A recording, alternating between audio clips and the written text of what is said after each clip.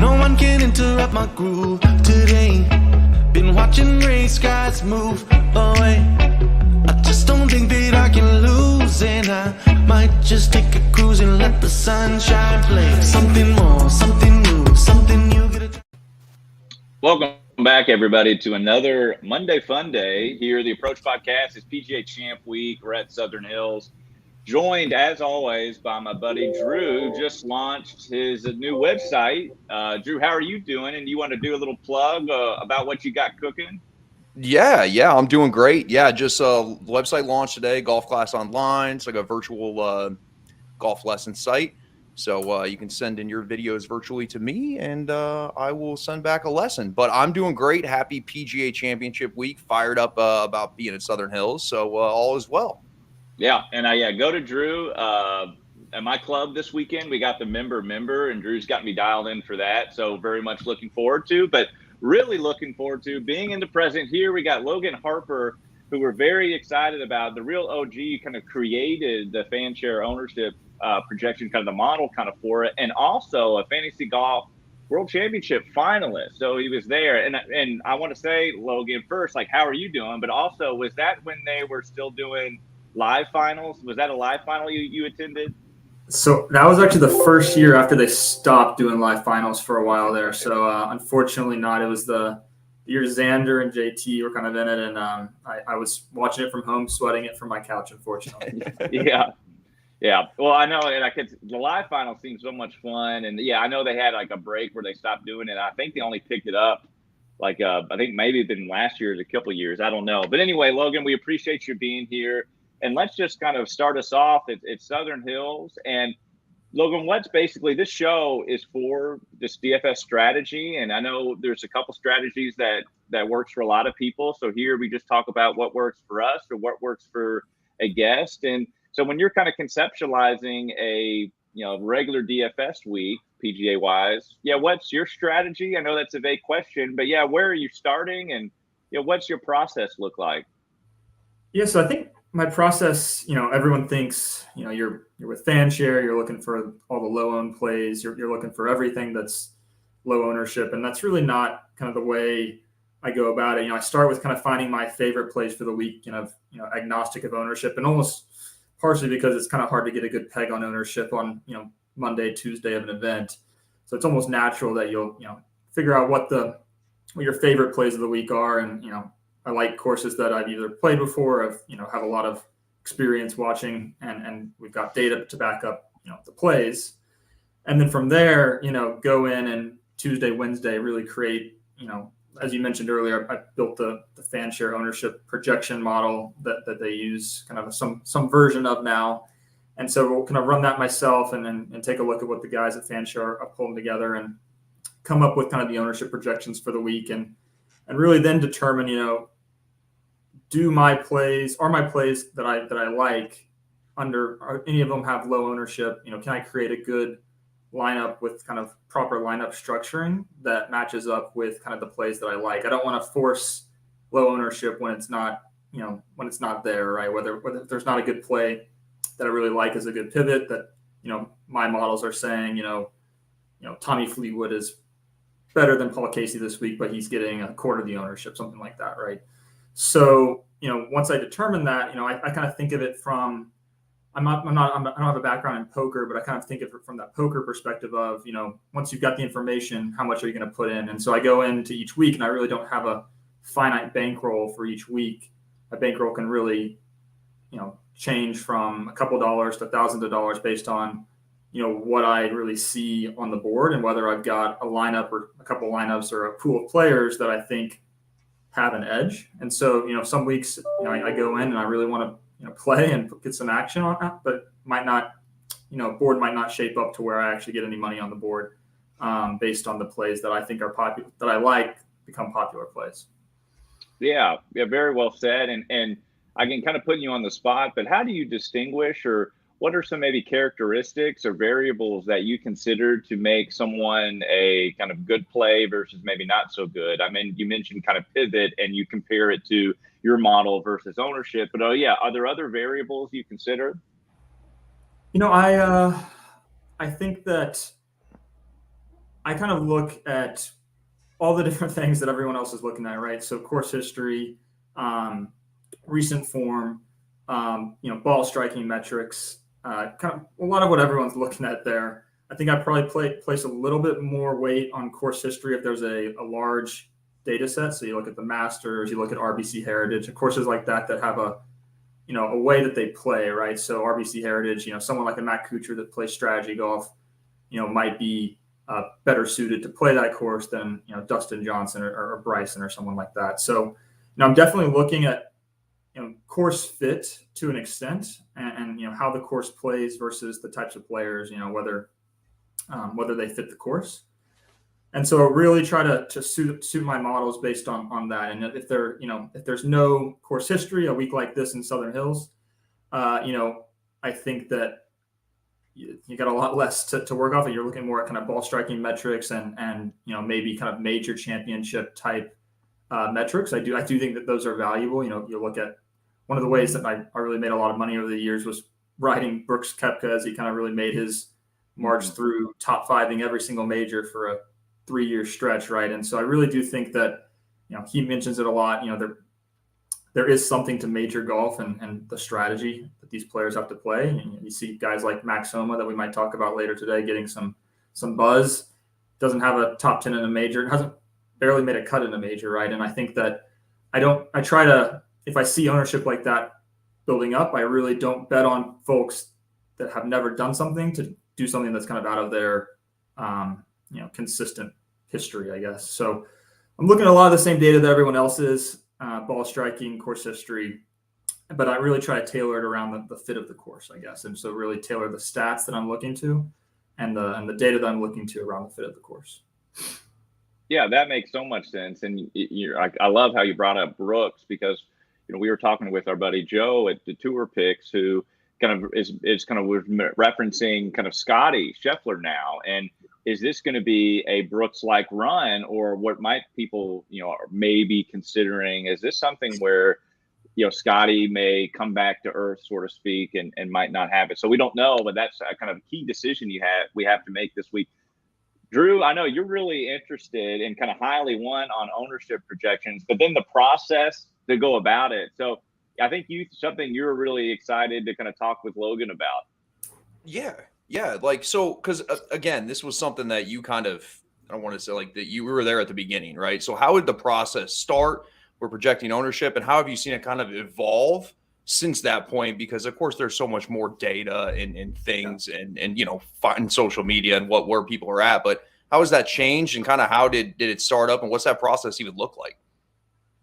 Yeah. So I think, as you all know, as FanShare users, they're kind of pulling in sentiment and tags, and a lot of that is kind of going into some sort of an algorithm that we pulled together to basically take all those factors that we were seeing at the time that were creating ownership, right? And so it was kind of an art form, right? Over time, kind of tailoring the model to weigh certain factors more than others, and it's actually changed over time. And I think that the industry and the average DFS player, him or herself, has changed over time. And so you look at a player like Will Zalatoris this week coming into the PGA Championship. He missed the cut, last week at the Byron Nelson.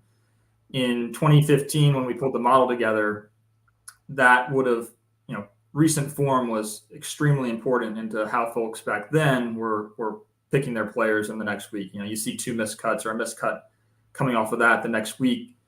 Zalatoris would be sub 5% owned this week, despite his really strong major record, strong ball striking numbers, and just overall this year he's been fine. Nowadays, the modern DFS player is a lot smarter, a lot more in tune to those types of one-off events being not important, and so have had to, I think, adjust the model accordingly, right? And so recent form with 1 missed cut, isn't as important as your recent form across 5 or 10 events, right? So tweaking the model on the edges for what the modern DFS player is really looking for, I think it has been critical. And so I think that's one thing. I think a lot of folks are looking at kind of the data golf type metrics of kind of strokes gained total kind of rolling over a couple weeks. And so those two things I'd say would be the biggest change over time for what we're looking at for ownership projections versus kind of what we were back in 2015. But ultimately, it's just a model algorithm that creates some sort of output based on all the inputs you plug in, and those have changed. That makes sense too. Yeah, that's fascinating, and I love what you brought up with Willie Z. And do you feel like that maybe the average DFS players become smarter, like you talked about, so maybe less vulnerable to that recency bias of, okay, Willie Z missed a cut, not going to play him, but like, since we're in this age of heavy strokes gain data, a lot of people lean on that strokes gain data can kind of give people, I guess, what they might feel like is consistency. So, which is like they might see, even though that Willie Z missed the cut, there's security in the play. While maybe before we had that strokes gain data, we just see the MC and then we think, I fear, kind of based. And it's like, well, then we're really going to lean on that recency bias. He's not in good form. We're not going to do that. Does that make sense? Do you feel like that strokes gain data has like helped or hurt the average player? I think it's how they use it. I definitely think that they're, more than ever using that type of data, strokes gained total and strokes gained ball striking metrics, kind of on a rolling 5-week and basis, right? They're looking at their last 5 events, how they've been doing on those metrics. And, that's how they're determining, to your point, that's how they're determining recent form versus just looking at the, clicking on their name, looking at their chart and seeing miscut, 10th place, whatever, right? They're actually looking at how they've done it and backing it up. And I think that's definitely important. And folks have, we don't need to get into it, but everyone talks about, putting being variant and all that. And so, I think that sometimes that's now leading to ownership pools on those types of players. And so you need to work your way around it as we think about lineup structure. And so, finding the plays that might not have that perfect strokes gained ball striking over the last 5 weeks, but then, can kind of get it around. So, people have been burned this year with Cam Smith, right? Cam Smith's best putter in the world, great at approach game, but, nothing off the tee.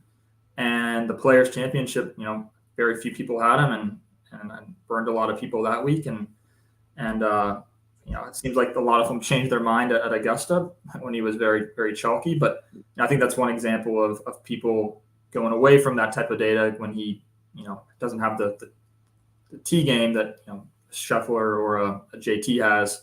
And obviously a big event like the Players, having Smith won people $1 million. So. Mm-hmm.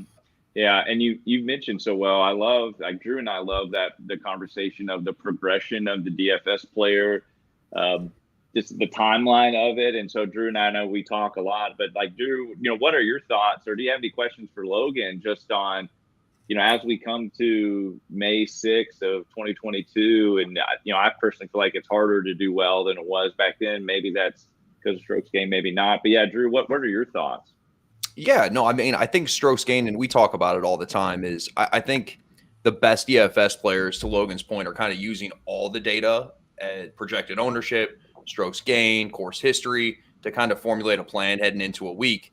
I guess my question would be, this week is we're playing a golf course we haven't seen in quite some time, especially on the PGA Tour. There's been course renovations, right? They took out a ton of trees.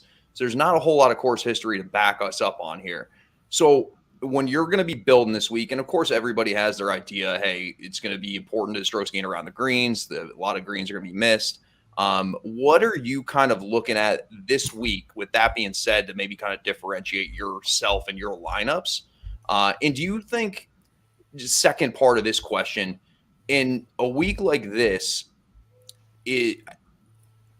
lineup selection, as far as what you're playing on the DFS DraftKings FanDuel slate, is it more important? Because I feel like what happens in major championship weeks is people run to play the huge payouts, right? And I think that there's some value in some of the other lineups. We throw $3 million in someone's face and they always want to go do that. But do you also think that lineup structure on major championship weeks and lineup selection is more important than it is on a week-to-week basis?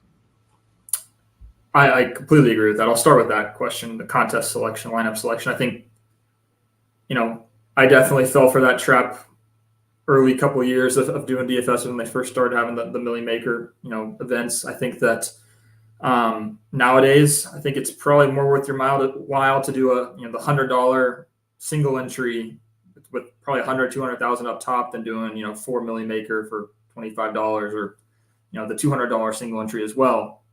So I think context selection is super important. I also think you can find, you got to be careful of just understanding the different ownership splits that you're going to see with large field GPPs versus smaller field. And so a lot of the contests that I've liked to play over the years are kind of the 500 man type fields, whether it's 100 players or 1,000 when you've got, $500 up top, or whether it's $100 per entry with $1 million up top. I like those contests, I'd say, a little bit better because you kind of, where the high stakes players ownership typically lies, and you can really get a good sense of that. And then you also, I feel like a lot of it kind of pools in a certain couple players, and so you can really, certain weeks when you think it's appropriate, pivot off of that, right? Doesn't mean that every week, as I mentioned earlier, I'm going to go heavy. If I think that, Rory, for example, is always a favorite of the high stakes gang.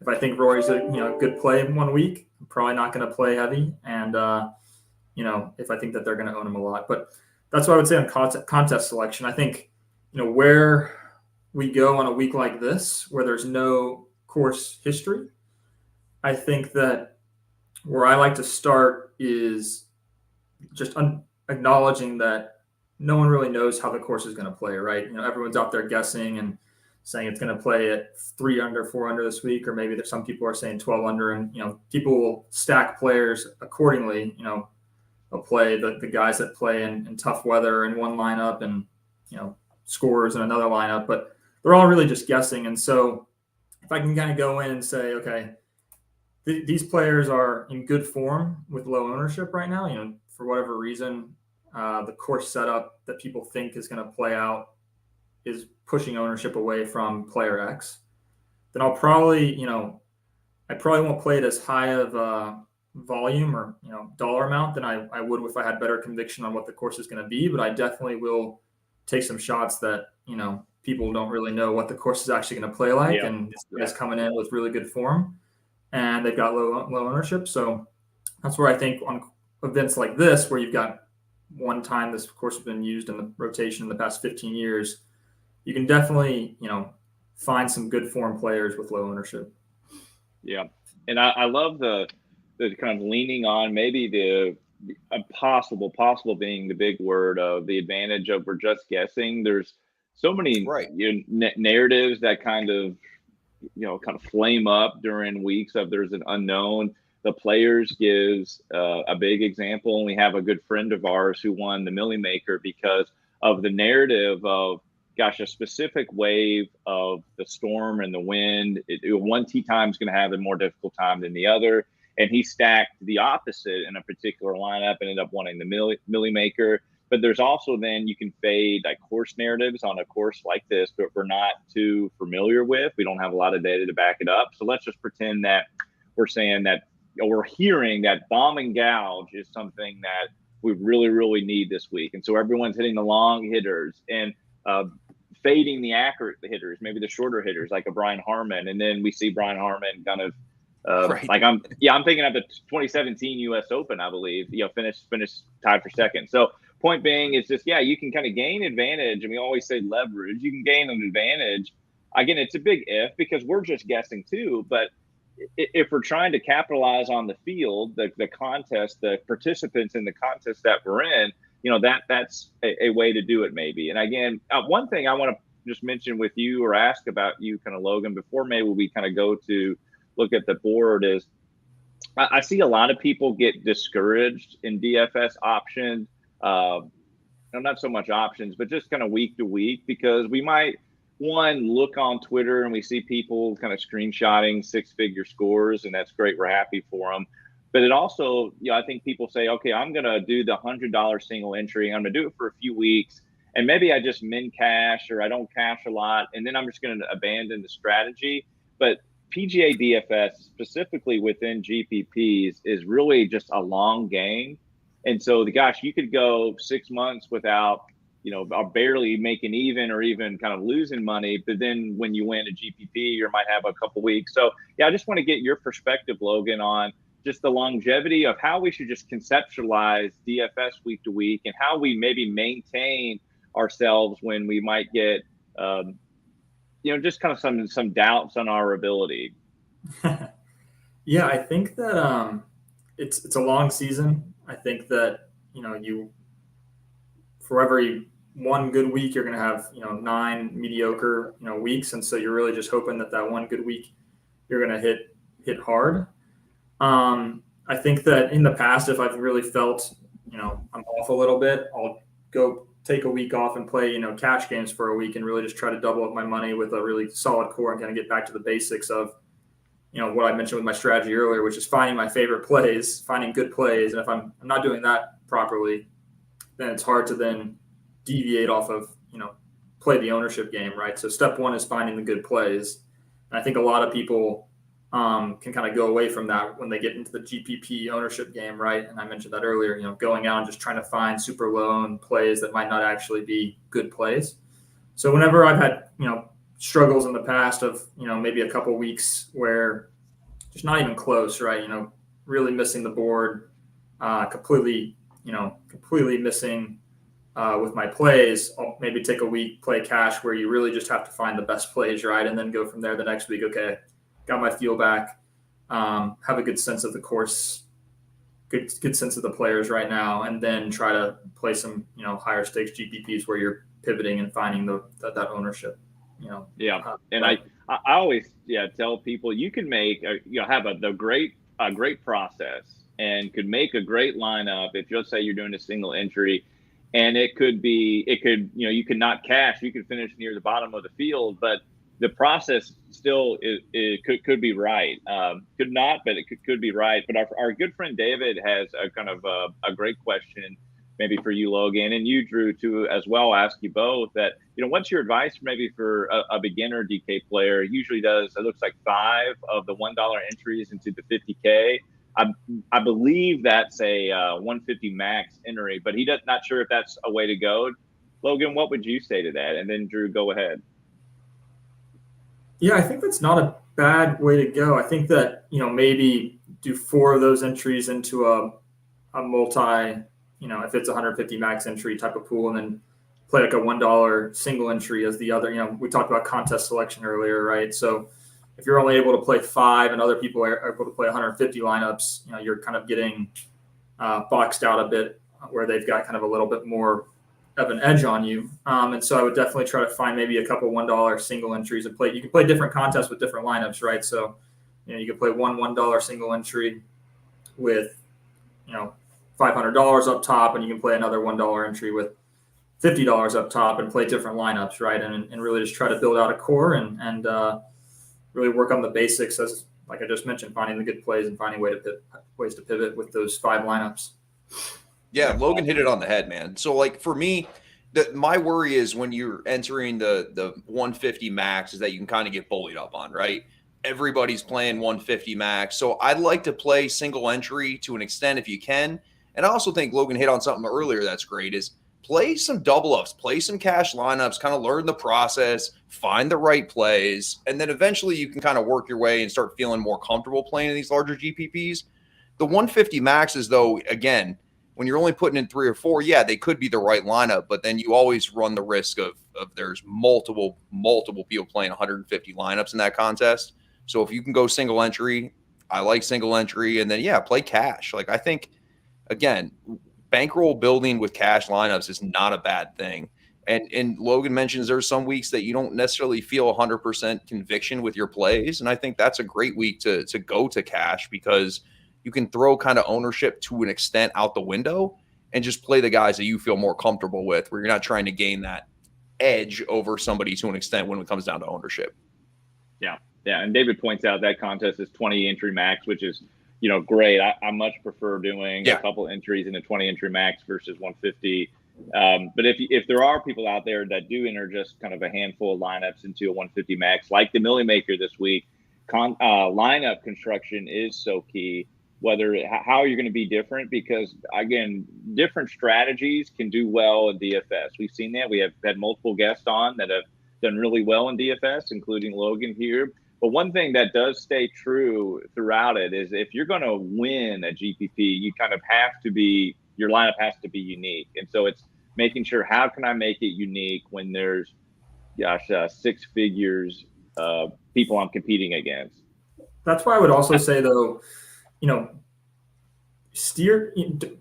big prices up top are great and shiny objects. And even if you're playing at a $1, entry, don't be afraid to enter like a 500 person contest with, $50, $30 up top, right? Where you can 30x your $1 with a smaller field, because let's take a look at last year's PGA, for example. I would have never been on Phil Mickelson last year, 50-year-old in a major, but I would have been on, was on Brooks. So could have easily been on Louis, who both were kind of those low-owned, edge plays. Brooks had just missed the cut the prior week. Louis is always kind of a WD risk where people don't play him. And so in like a 500-person contest, you didn't need Phil to win first place in a 500-person contest. You have Brooks, you got Louis, both finished second place, I think, last year, and you've got a 6 of 6. You're looking at first place right there. So that's all you need to win. And as you go up in higher in stakes, right, you're playing the $500 500 entry, you win $100,000 that way, right? So that's kind of how I think of things. And so I think that for me, just the player that I am, if I would have been playing 100,000 person tournaments my entire DFS career, I would never have really hit. It was kind of going and playing those $100 single entries with 1,000 people and smaller field tournaments where you can kind of don't need that Phil Mickelson super long shot flyer that really was kind of random to win. You can really kind of get those guys that are the obvious good pivots like a Brooks and a Louis last year and win with kind of a team like that. Yeah, you don't have to be perfect, right? Exactly. You don't have to be perfect to where in those 100,000s you gotta be perfect and lucky at the same time. Yep. So you can build a good bankroll plan to 20x your money, even if it's smaller stakes. So yeah, no. Well said, guys. Well, let's move just to the board a little bit, where we'll go from 9K and above, which is a very, we look at the bottom there, Brooks Koepka staring us at the face at 9K. Interesting to get your all's perspective on him, but then all the way up to Scotty, who's maybe the hottest golfer right now, and all these golfers in between. Is there anyone, Logan, we'll start with you, that you're kind of getting you're kind of leaning on maybe this Monday evening? So my process is I kind of start at the bottom, and I've actually got a good sense of who I like down in like the 6s and the 7s at this point. I feel like good. Ownership's been pretty obvious there. At the top, it's been pretty tough this week. I think my initial look was to Cantlay. Looks like he's kind of third in FanShare tags so far. That price at 9,100 was obviously just kind of, he finished second at RBC Heritage. He's been playing really well for the past year, basically. So that really kind of drew my eye initially. And so I'm going to be keeping track of his ownership throughout the week. And if Wednesday comes around and maybe he's in a different wave than people like on the wind, maybe I can get him at really low price, 9,000. We can do a lot, 9,100, I should say. Where you can do a lot with the rest of your lineup there. And Brooks at 9,000. He didn't play last week. Finally, it seems like people are off him. I'm definitely going to play him. I don't think I'm going to go all in on him. But I'm definitely going to have him. And I'd say, 30% of my lineups, 25%, I'd say on Brooks. Nice. Yeah. I mean, I completely agree. Patrick Cantlay's the name that stood out to me. When you look at where he's priced, I feel like he's probably mispriced. He hasn't played a ton recently. You have to think Spieth and Decky are going to be super chalky up top, just based last week and kind of the way that they've been trending. I think people are more willing to play Hideki with the health concerns kind of put behind us after last week. Listen, you mentioned something earlier. Could Scotty Scheffler potentially go on a Brooks Koepka type run? And I think that's 100% a thing that could happen. Even before his stretch of winning, he was consistently competing in the top-notch events, the harder events, the flagship events on the PGA Tour. I will be playing lots of Scotty Scheffler. And then the other guy is I'm going to go back to Dustin Johnson. Some shines last year. The around the green game is concerning. But I think out of these guys, you're going to see DJ as one of the lower owned from 9K up top. Yeah, I like those. And I'll just say one other name. Actually maybe two. I mentioned him last week when everyone was off Xander and he was kind of low owned. I said, look, let's look at Xander at the PGA. I'm so bummed that he had his weekend that he did because his ownership would be inflated. But I'm really drawn to Victor Hovland. I think we get a major ownership discount on Victor Hovland because of this narrative. And even the PGA Tour players were talking about it in their press conferences about how you need to have every shot in the bag, but specifically around the green. There's going to be tight lies here, and that's not Victor's game. But that's really going to deflate his ownership. If we're looking at strokes gained data, gosh, he ranks 4th in ball striking, 2nd on approach, and 4th in proximity over the last 24 rounds. And if you want to buy into maybe a narrative, in his press conference today, he says he's been working on his kind of tight lie chipping the last month, and he really likes where it's at if you watch his press conference today. So take that for what it's worth. But I really just love the caliber of Victor and the possible low ownership we're going to get with him. Again, if you're one of these guys that like the narrative of, you want to play a guy that's from Texas and Oklahoma, we know that Victor Hovland went to Oklahoma State. People aren't talking about Cam Smith. And Logan, you mentioned him. So just real quick, do you have any thoughts maybe on Cam this week? Yeah, I like him this week. I think it seems like he's 7th in tags on FanShare at this point, but he's really, as you mentioned earlier, around a lot of guys that are going to pick up some ownership. You got Spieth right there. You got Xander at 93. He'll probably be in that 12 to 16% ownership range, which is not too bad for him. I do like him this week in that, especially in lineups where you're playing to where short game is a factor this week, right? You mentioned Victor, his short game not being maybe the sharpest, but maybe that doesn't matter this week. Probably wouldn't play Victor and Cam together, but Cam and a couple other guys with better short games. Maybe a Cam and Fitzpatrick lineup. That could be something I'd be interested in. Do you guys think that same narrative as Hovland, that we could have a somewhat lower on Morikawa to where there's some value there? Because I feel like the same concerns that you have with Hovland, you can have with Morikawa. And the other thing is that they do a lot of the same things extremely well, right? Ball striking wise, they're 2 of the best on tour. But I think, you look at Morikawa, he's almost 90th in strokes gained short game, and the around the green game's not great either. So I think maybe you could get somewhat lower ownership on Morikawa based off that same narrative that you brought up. Actually, now that you say it, I don't hate a Morikawa Cam Smith lineup. That could be interesting. And I think that Morikawa's ownership right now is really just because of his price at 10.4. I think if he was 9,400, I think he'd be 20% owned, something pretty high. I think it's just the fact that he's the 4th highest on the board, 400 more than Rory, who's in good form. So I think that's kind of the factor there. And so, I think that Morikawa could be a good play, and pair him up with some good iron players. Maybe add Morikawa to that lineup with Smith and Fitzpatrick. Shorter course, or sorry, not short course. Maybe shorter players are the play this week. So who knows? We talked about earlier. We really don't know what to expect with this course. Right. Yeah. And I'd just be remiss to mention who may be actually the highest owned guy in this range. That might actually be Justin Thomas. If it's in fact you're needing every shot in the bag, which you will, yes, Justin Thomas, with how he's playing lately, even with the putter, I think gained strokes putting in 4 straight events. That's coming around, but he has the around the green game. Get the win. He's got to get the monkey off his back, right? It's been since the 19 players. He's been right there so many times. Yeah. And so, 6th in scrambling, 1st tee to green, 5th in ball striking. I mean, you get all the stats. Justin Thomas is right there. But he's going to garner some ownership. That's not going to blow the world away. But now we open up this range between the, high 8K all the way down to maybe the 7K. There's a lot of names in here. But this is maybe getting into the range, Logan, that you talked about, that you kind of like some guys. So maybe who are you leaning to in this range right now? Yeah, so we mentioned Zalatoris earlier. I think that, his major record speaks for itself. And I think you can create some interest. We haven't talked about this kind of form of ownership pivoting yet, but creating a lineup structure with kind of more of a balanced build this week might be the way to go to get, say Cantlay is going to be that high ownership that I was a little worried about earlier when I said that he was kind of my favorite play here.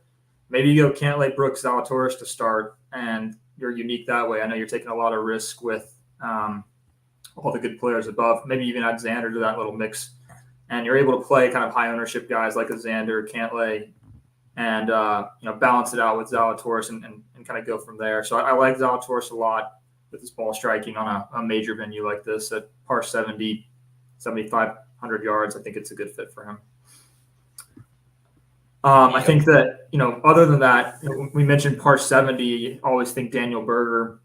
I haven't heard it too much this week, but, do y'all see this maybe being a comp course to TPC Southwind, that course that Berger has a number of good finishes on in Memphis?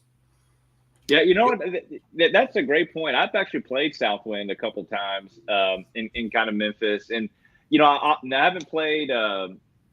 I haven't played here. I haven't played Southern Hills, but gosh, I can really see it just by like reading a lot of the course previews that are so great out there and looking at kind of the flyovers. I can kind of see actually kind of Southwind, TPC Southwind is much easier, but there's still you have to keep it in the fairway. There's small-ish greens. There's actually thick rough down in Memphis. I don't know what the rough's going to be like today, but I really like that perspective and maybe kind of leaning on that, but really, really like it because I agree. No one where we haven't seen so far at Monday at 8 o'clock hasn't really talked about Berger. Drew, what do you think? Yeah, I'm glad that you brought Berger up because I actually think the three guys right there, Shane Lowry, Daniel Berger, Joaquin Niemann, are fantastic plays. And the reason that I like especially all three guys really is trajectory. Like we've looked at the way that the wind's supposed to blow up to 45 potentially at times. All these guys can hit a low ball. They can control their golf ball. All three guys are great in the wind. And to your point, I mean, the balanced lineup is looking beautiful at this point. I mean, there's a lot of guys I can get behind in this 8K range. Tiger's going to take some ownership, fade that. Bryson, fade that. We know Song Jae's out. So I think right there in that 88 to even Zalatoris, I mean, there's a lot of good things happening in the 8K range, but Niemann and Berger were probably my two favorite plays in that range just because of the way that they can flight their golf ball. And I do think that is going to be beneficial when we get, pegging ground come Thursday morning. I like that, but I do have to back you up on Tiger. Actually, I don't think Tiger is going to be that owned. I would guess around 8% owned for Tiger, just because of the unknowns, and he struggled kind of in the weekend at Augusta. But gosh, if it is going to be as windy as they say, and with how small the greens are and the false fronts around the green, short game scrambling, all going to be very important. And we know Tiger's ability within that. I like, I don't think there's maybe much win equity there, but at 8,200 and between maybe a popular Max and Neiman might carry some ownership. Connors always tends to do. An 8% Tiger that flirts with the top 10, is kind of interesting. So I just, I'm not sure what I'm going to do with him. I love your Lowry call, but I do want to get your all's opinion on Fitzpatrick. Again, a guy that is great at scrambling, pretty good to long irons, not the longest hitter on tour, I think he's kind of underperformed maybe for how well he's played, strokes gain data based this year. I know he finished second at the Wells Fargo, but do you guys have any, leans or kind of definitive opinions on Fitzpatrick? It depends on the ownership for him. I think he's objectively a good play this week. So I think he'll find his way into some of my lineups, but only on it looking like he'll be pretty popular. And so, if so, teams that have ownership pivots in other parts of the lineup, I guess. But I think he's a good play this week.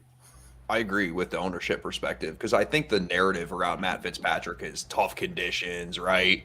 The guy plays well, and he's not a 25 under guy. He's a guy that plays well in tough conditions. So I could see his ownership being somewhat high. It's again, win equity's not there with him. I'm not necessarily have to have win equity here in the 7K range, right? I just need a top 10 or whatnot. So I could see it getting there based off ownership, but if he's too chalky for me, then that's probably a play that I will not have. I think in the lower stakes stuff, I'm definitely gonna I don't see how you play Max Homa at the same ownership level, which is what I'm seeing right now, over Fitzpatrick at $200 cheaper. I agree. When Homa's never finished better than 40th in a major before. So, I know he's playing well, but that's the type of play I think that I would definitely go against, is like a Homa and go for a Fitzpatrick there, even at at the ownership, depending on the lineup.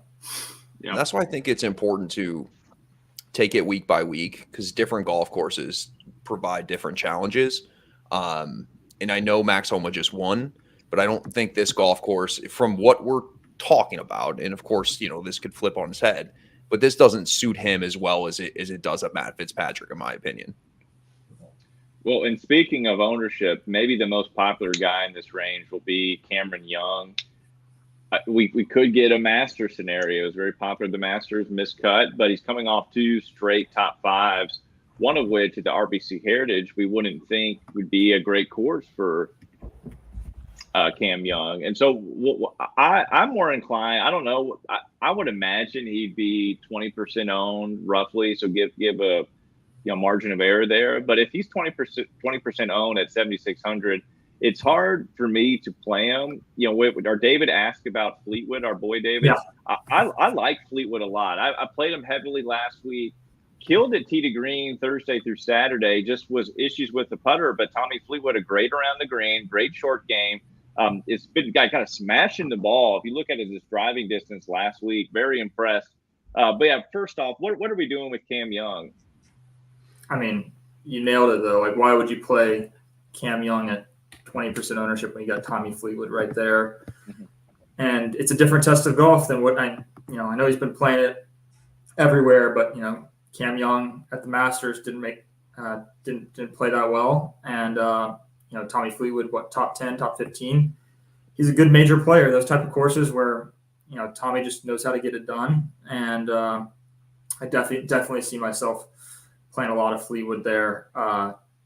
Especially when you got someone like Cam Young soaking up ownership. So I agree.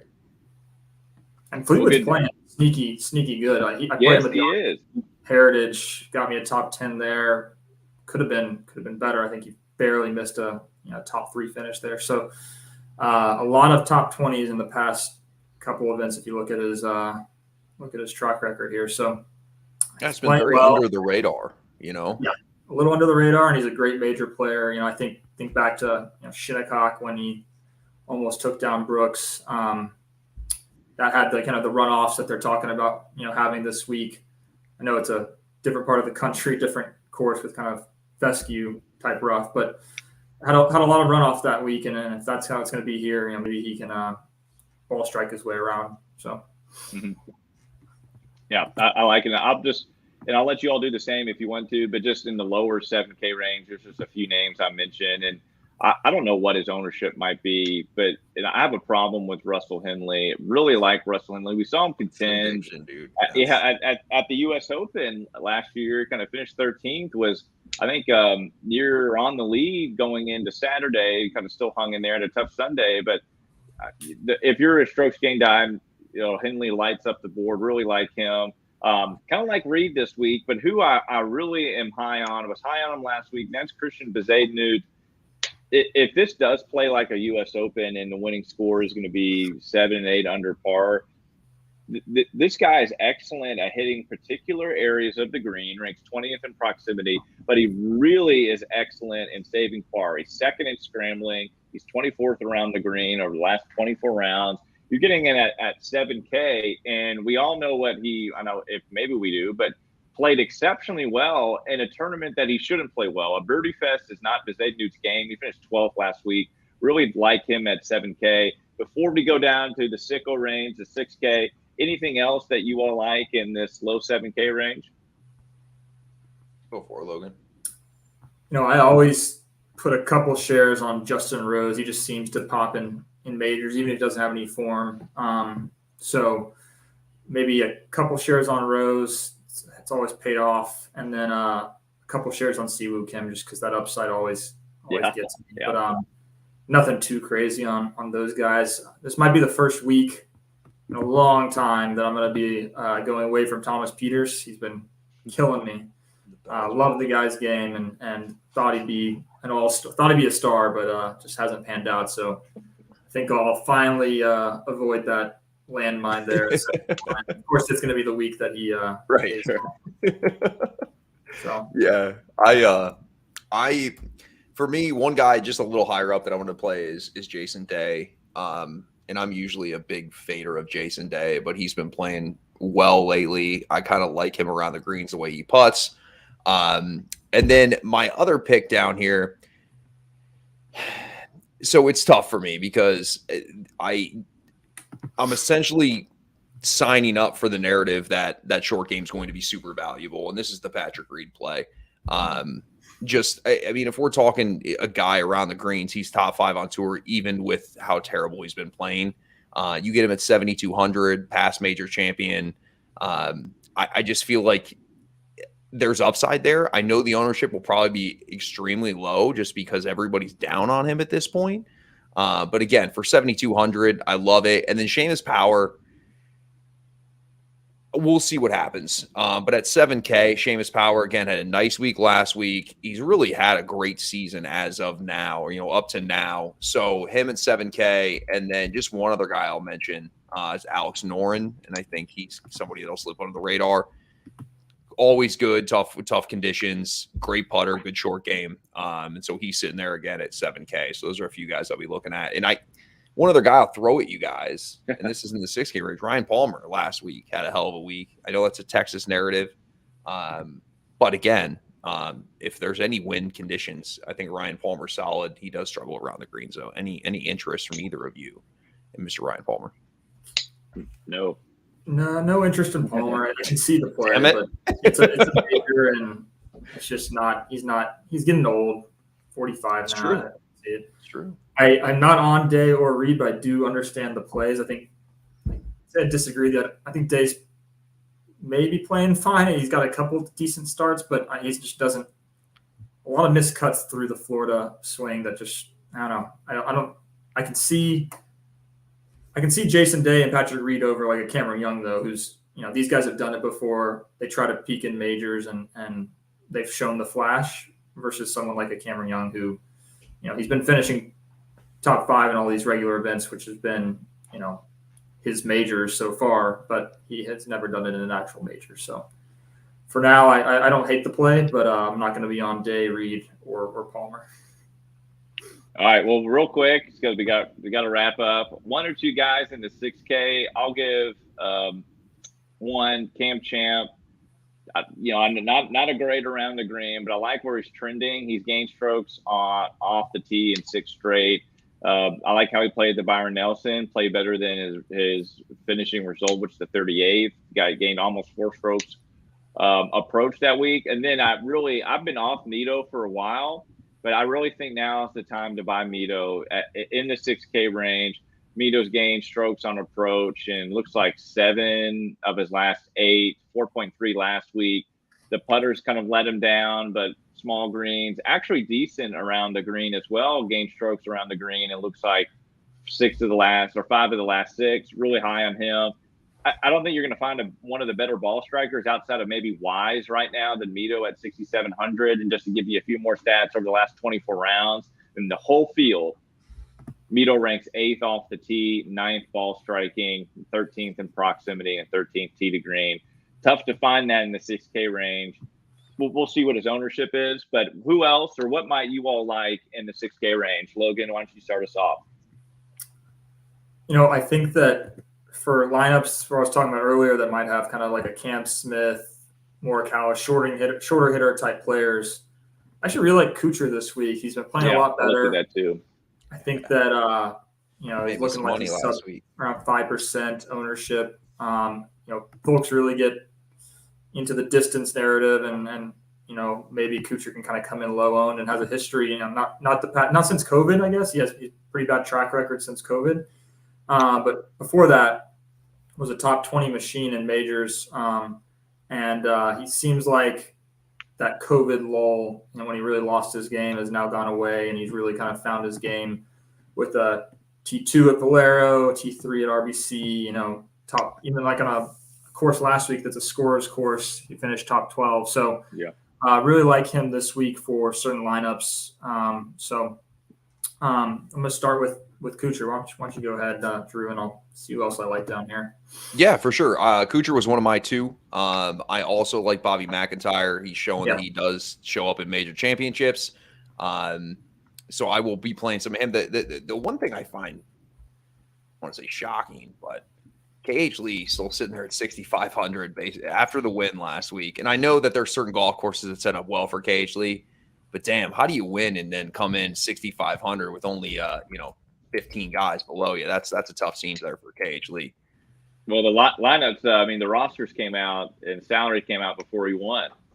Oh, that's true. That's true. Okay. 3 missed cuts and then a 48th and then that's like a 15th at I think RBC. But anyway, like that's your point.